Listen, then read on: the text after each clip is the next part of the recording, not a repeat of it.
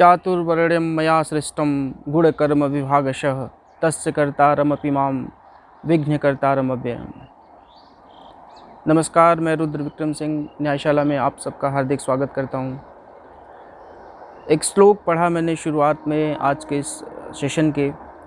भगवान कृष्ण कहते हैं कि चातुर्वर्ण्यं मया सृष्टं गुणकर्म विभागशः।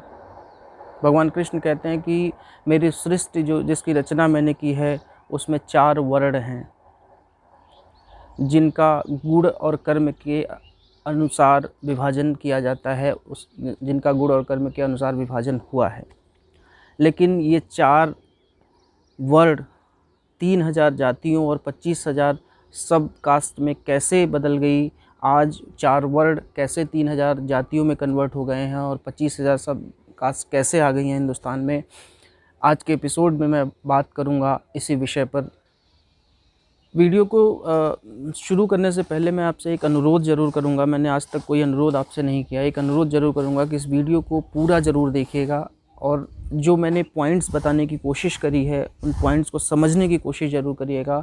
और जितने भी लोगों तक मैक्सिमम आप दूसरे को शेयर कर सकते हैं प्लीज़ ज़रूर शेयर करिएगा। कि मैं चाहता हूँ कि ये जो एक भ्रम पैदा हुआ है, एक जो भी हमारे बीच और दूसरों के बीच एक खाई बनाई गई है, उस खाई को मैं चाहता हूँ कि ये खाई जल्द से जल्द ख़त्म हो और ये विभाजन जल्द से जल्द ख़त्म हो, जिससे अत्याचार एक दूसरे पर ख़त्म हो। इसलिए मैं आपसे पहली बार ये अनुरोध कर रहा हूँ कि इस वीडियो को ज़रूर आप लोग शेयर करिए और बहुत सारे लोगों तक पहुँचाइए। अहम विषय है जो कि आज भारत का ज्वलंत मुद्दा है।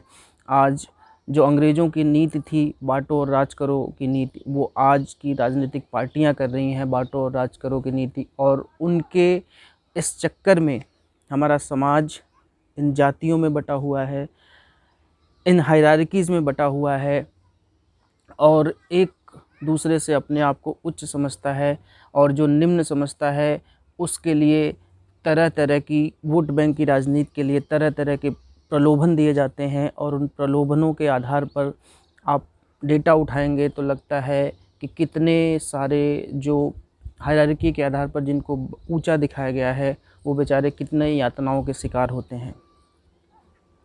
अभी हाल ही में एक मुद्दा आया जिसमें 20 साल तक एक युवक ने अपना पूरा जो युवावस्था थी वो जेल में काट दिया और बाद में 20 साल बाद पता चलता है कि उसने ऐसा कोई गुनाह ही नहीं किया था।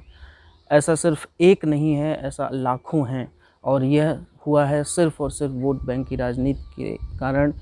पहले अंग्रेज़ों ने अपनी पैठ जमाने के लिए हिंदुस्तान में किया, फिर अब राजनीतिक पार्टियां अपनी पैठ जमाने के लिए भारत की धरती पर ऐसा कर रही हैं। लोग कहते हैं कि दलितों का बहुत अपमान हुआ है, बहुत तिरस्कार हुआ है कई लाखों वर्षों से। मैं कहता हूँ कि क्या प्रमाण है? कौन सा वेद, कौन सा शास्त्र इस बात का प्रमाण देता है कि जातियां भारत में एग्जिस्ट करती थी? शायद वो लोग, उन लोगों ने कभी इतिहास नहीं पढ़ा, उन लोगों ने कभी वेद नहीं पढ़े, वेदों का एक ऋचाएँ नहीं पढ़ी, या फिर हमारे महाभारत, गीता और ये जो उपनिषद हैं इनको कभी नहीं पढ़ा। इन्होंने कभी जानने की कोशिश ही नहीं करी कि वाकई में क्या जातियाँ एग्जिस्ट करती थी। कुछ लोग जो थोड़ा बहुत पढ़ते हैं उन लोगों ने उसका वर्णन ऐसे कर दिया है, उनकी व्याख्या ऐसे करते हैं कि जैसे लगता है कि वाकई में पहले भी जातियाँ एग्जिस्ट करती थी। एक श्लोक जैसे है, हमेशा लोग कोट करते हैं कि जो उत्पत्ति हुई थी सृष्टि की, जो एक पुरुष था ऐसा माना जाता है, उसको नष्ट किया ब्रह्मा जी ने और 4 वर्णों की उत्पत्ति करी। और वो वर्णों की उत्पत्ति में एक ऋग्वेद में एक ऋचा है जिसको लोग हमेशा कोट करते हैं कि ब्राह्मणो अस्य मुखम आसीत बाहुराजन्यः कृत उरु तत् अस्य यत वैश्य पद्म्याम शूद्र जायत। इसको लोग कोट कैसे करते हैं कि मुख से ब्राह्मण पैदा हुआ, भुजाओं से क्षत्रिय पैदा हुआ, जांघों से वैश्य पैदा हुआ और पैर से शूद्र पैदा हुआ। ऐसा लोग, जो इसका शब्दार्थ जो हमको आपको भी समझ में आता है, ऐसा कोट करते हैं। पर क्या आपने कभी सुना है कि किसी मनुष्य की उत्पत्ति मुख से, जांघों से, पैरों से होती है? साइंटिफिक रूप से क्या ऐसा संभव है? आप उसके शाब्दिक अर्थों पे चले जाते हैं, जबकि उसका जो वाकई में अर्थ है, ये जो वेद में ऋचा थी, उस ऋचा में एक मनुष्य के जो भौगोलिक हमारे जो शारीरिक संरचना है, उसमें क्या कौन सा अंग क्या काम करता है, उसके बारे में बताया गया है कि ब्राह्मण वस्य मुखम। जब हम मुख जो हमारा है, मुख से हम बोलते हैं, किसी को कुछ समझाते हैं, किसी को कुछ अच्छी बातें बताते हैं, तो वो काम हम सिर्फ मुख से कर सकते हैं, वो काम हम हाथ से पैर से कहीं से नहीं कर सकते हैं। और वो जो वर्ण विभाजन हुआ था, वो काम ब्राह्मणों को सौंपा गया था कि आपको लोगों को शिक्षा देनी है, अच्छी बातें समझानी है। तो इसलिए वो कहा गया कि ब्राह्मणों वश्य मुखम आसीत् बाहुराजन्य कृत। क्षत्रियों को जो जिम्मा दिया गया था कि आप बाहर से कोई आक्रांता आते हैं, बाहर से कुछ लोग आते हैं, तो उनसे आपको रक्षा करनी है, और वो तीर चलाना है, भाला चलाना है, तलवार चलाना है, तो सिर्फ भुजाओं से ही संभव है। तो एक मनुष्य के हाथों के बारे में वर्णन किया गया, भुजाओं के बारे में वर्णन किया गया कि सिर्फ आप भुजाओं से वो कार्य होगा। उरु तत् अश्यत यत वैश्य।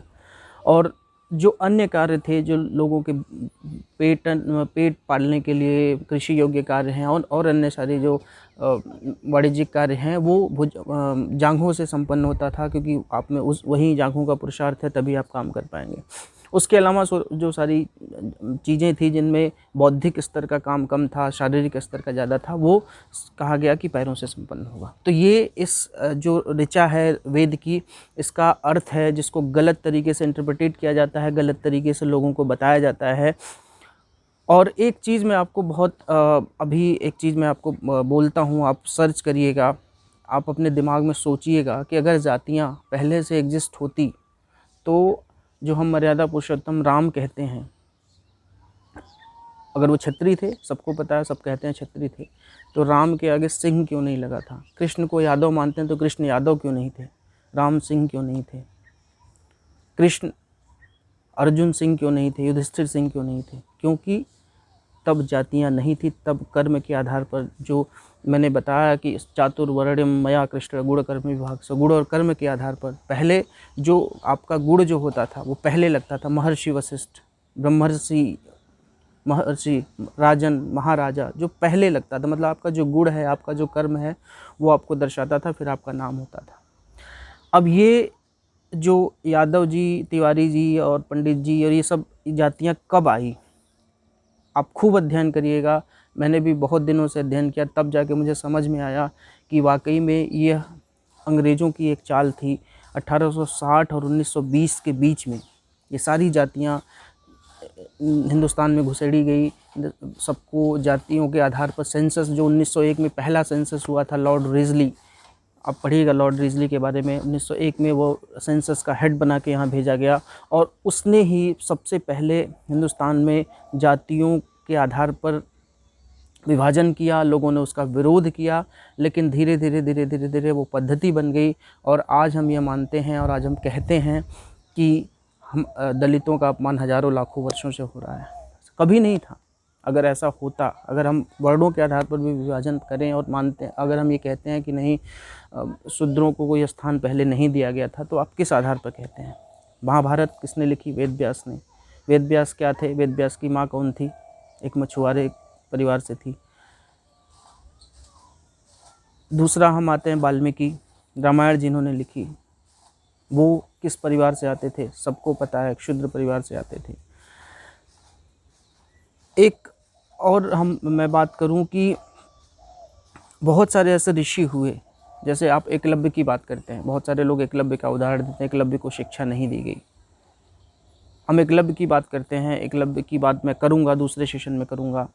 हम हिडिंबा की बात क्यों नहीं करते? हिडिंबा किस जाति से थी? हिडिंबा के जो पुत्र थे, आज खाटू श्याम पूरे देश में पूजनीय है, सब लोग पूजा करते हैं। अगर मान लीजिए हिडिंबा को हम शूद्र मानते हैं, तो उनके पुत्र भी शूद्र हुए, तो वो उनकी पूजा हम क्यों करते हैं? ऐसे अनेकों उदाहरण हैं। ऐसा गौतम ऋषि ने, जो उनके यहाँ काम करने महिला आती थी, उसके पुत्र को शिष्य बनाया। एकलव्य को शिष्य क्यों नहीं बनाया गया? उसके भी अनेक अलग अलग कारण हैं, अलग से मैं सेशन करूँगा उस विषय में। लेकिन जो हुआ उसको हम नहीं दर्शाते हैं।